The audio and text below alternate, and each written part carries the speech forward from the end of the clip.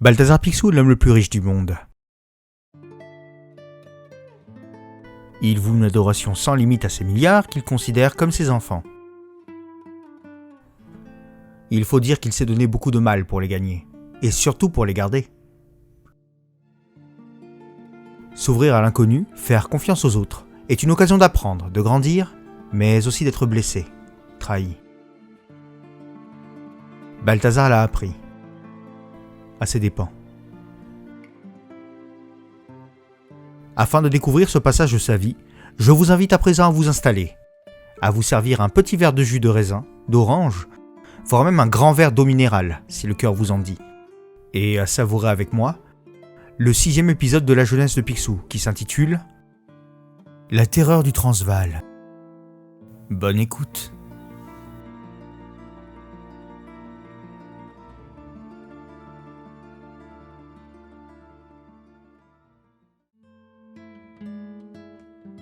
L'or était le moteur qui faisait avancer le jeune Picsou sur la route de la fortune. Il ignorait encore que cela l'entraînerait vers de lointains pays, où de multiples aventures l'attendaient. C'est ainsi qu'on le retrouve au Transvaal, en Afrique du Sud.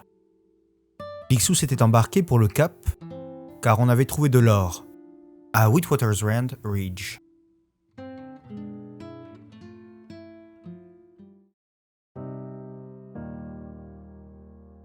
Après de longs jours sur de vieilles pistes, il parvient à Kimberley, soit à mi-chemin de son objectif, le Rand, qui est une longue crête rocheuse. Il observe au loin une mine de diamants, ayant la forme d'un gros cratère où des centaines de mineurs avec de minuscules concessions creusent sans relâche. Quelle misère! Cette manière de prospecter ne lui convenant pas, il préfère poursuivre son chemin. Mais au fond du gros trou, nous observons un jeune homme ramper au sol. Ce dernier se trouvait en pleine tentative de vol de saut d'un certain Kruger, qui n'entend pas rester sans rien faire. Il charge le jeune homme dans un panier, accroché à un treuil, pour le remonter et lui infliger le sort réservé aux voleurs, malgré les supplications de ce dernier. Une mouche s'était posée dessus. Je voulais juste l'écraser. À la surface, un costaud vient exécuter la peine. C'est le sort réservé aux voleurs. Non! J'avais soif. Je croyais qu'il contenait de l'eau. Le gros baraquet accroche notre brigand sur un taureau et frappe l'animal, qui se rue vers le Veld, de grandes étendues de végétation rase d'Afrique du Sud. Allez, emporte-le loin, dans le Veld, qu'on ne le revoie jamais. Ouah! Le taureau, et donc le jeune homme, arrive à portée de Balthazar. À l'aide! Tiens bon vieux, j'arrive! Dit Balthazar à bord de son chariot poussé au galop. Que je me tienne! C'est malin! Balthazar étreint la bête par le cou, la renverse et lui saucissonne les pattes avant de libérer le pauvre malheureux. Tu m'as sauvé la vie! Possible. Au Texas, les bœufs sont 2 fois plus gros que cette vachette, fit-il blasé. Que faisais-tu si bien saucissonné? Tu essayais de le prendre au lasso? Oh oui, c'est un buffle d'eau. C'est dur d'en attraper un quand il nage sous l'eau. Fichtre, la vie n'a pas l'air facile dans ce fichu pays. Balthazar récupère la corde ayant préalablement servi à attacher l'homme et remonte dans son chariot. Le jeune homme voit le chargement de Balthazar et lui demande l'utilité de ce dernier. À quoi sert ce matériel? Je pars chercher de l'or dans la région de Johannesburg. Pourquoi? Quelle coïncidence! Tes amis de Kimberley m'ont conseillé de tenter ma chance là-bas. Emmène-moi! Je serai ton homme à tout faire! Proposa-t-il. Je préfère voyager seul, mais j'ai besoin d'un guide. Monte. Je m'appelle Balthazar Picsou. Je suis écossais. Et toi, d'où viens-tu? Je suis un bourg. Bof, on ne choisit pas son lieu de naissance. Le voyage va me sembler long, pense à Balthazar. Cette nuit-là, ils campèrent en pleine cambrousse. Balthazar et son guide improvisé partagent un repas au coin du feu. Avec enthousiasme, il lui raconte sa vie jusqu'à présent. Parfaitement. Un jour je serai riche. La vie m'a déjà beaucoup appris. Je suis travailleur, persévérant, et un riche quadragénaire m'a initié à l'art de la prospection. Peut-être que, moi aussi, je t'apprendrai quelque chose. Toi? Tu es trop jeune. Mais je te remercie quand même. Dors, j'éloignerai les animaux sauvages. Heureux de s'être trouvé un ami dans cette contrée désertique, Balthazar s'endort du sommeil du juste. Le regardant sombrer dans le sommeil, le regard du jeune homme change pour adopter une posture fourbe, révélatrice de sa personnalité. Fais de beaux rêves, Balthazar. Et inutile de me remercier pour la leçon que je vais te donner.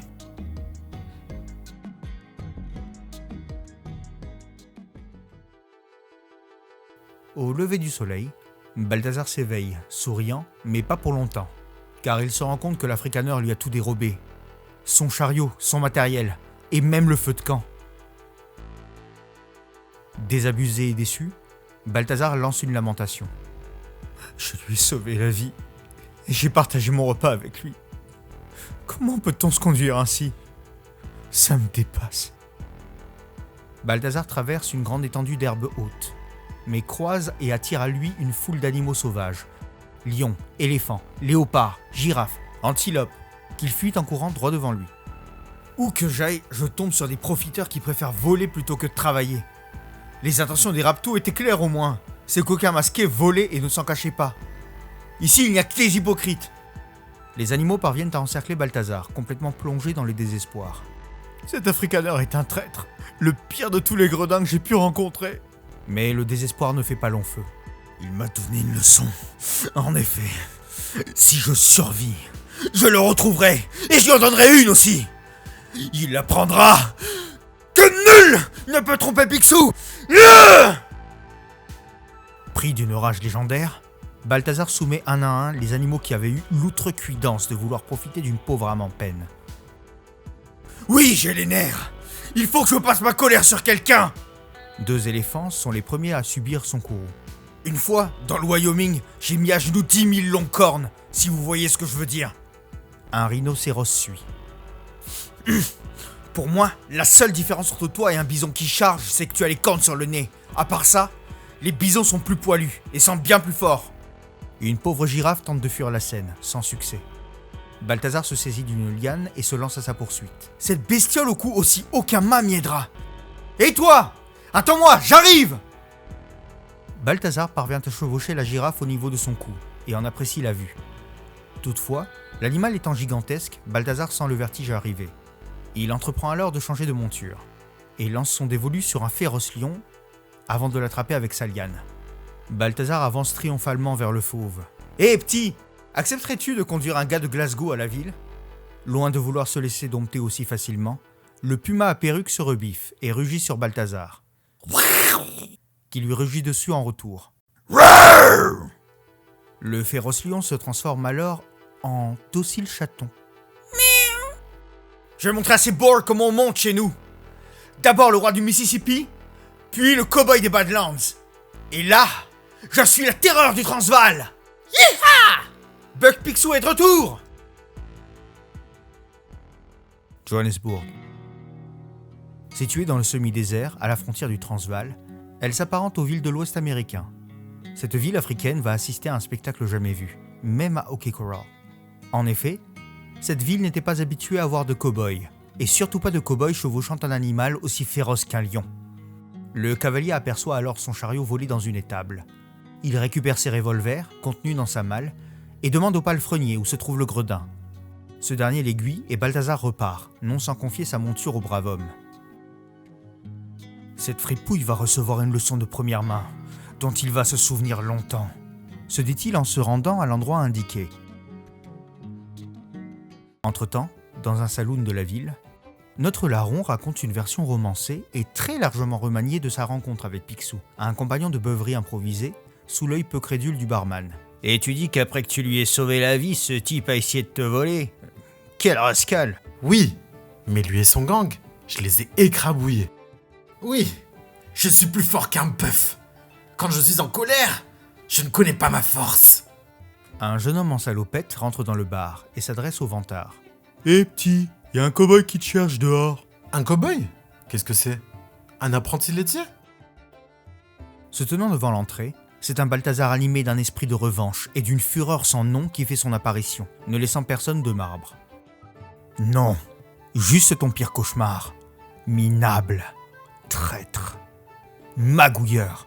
Retourne-toi quand je te parle. Dégaine ton arme. »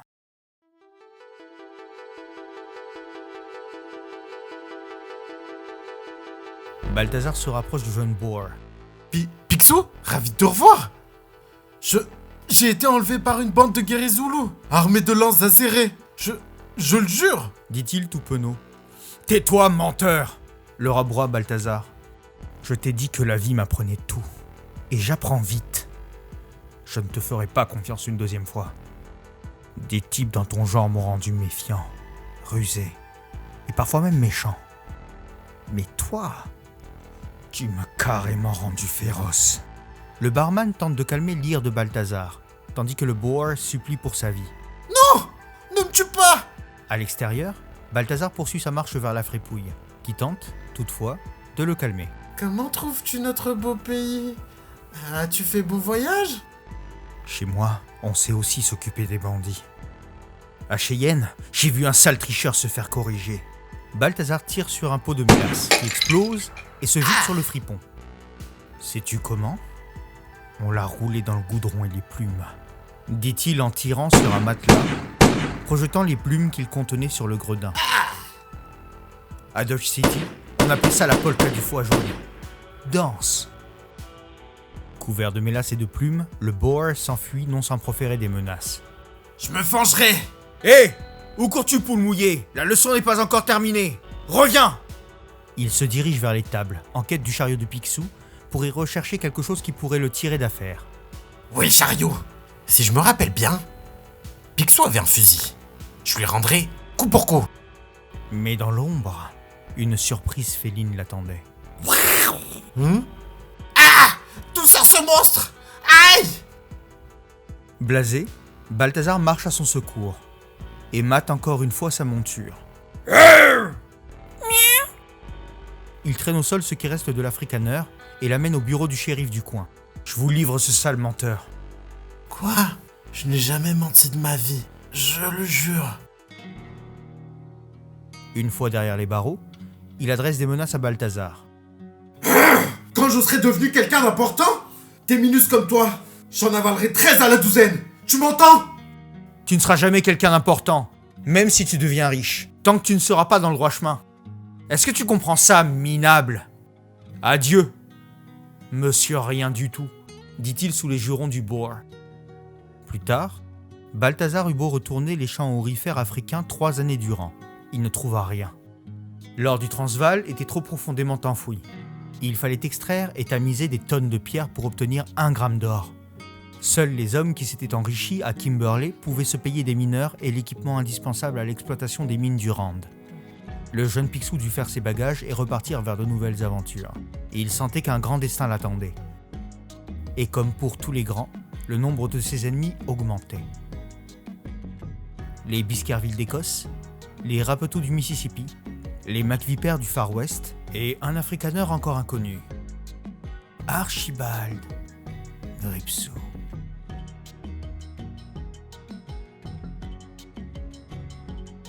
C'est ici que prend fin ce 6e épisode. J'espère que votre boisson fut bonne et que vous avez apprécié ce moment. N'hésitez pas à liker, activer la cloche et à vous abonner si ce n'est pas déjà fait. Et surtout si le cœur vous en dit. À bientôt pour de nouvelles aventures. Fais de beaux rêves, Balthazar.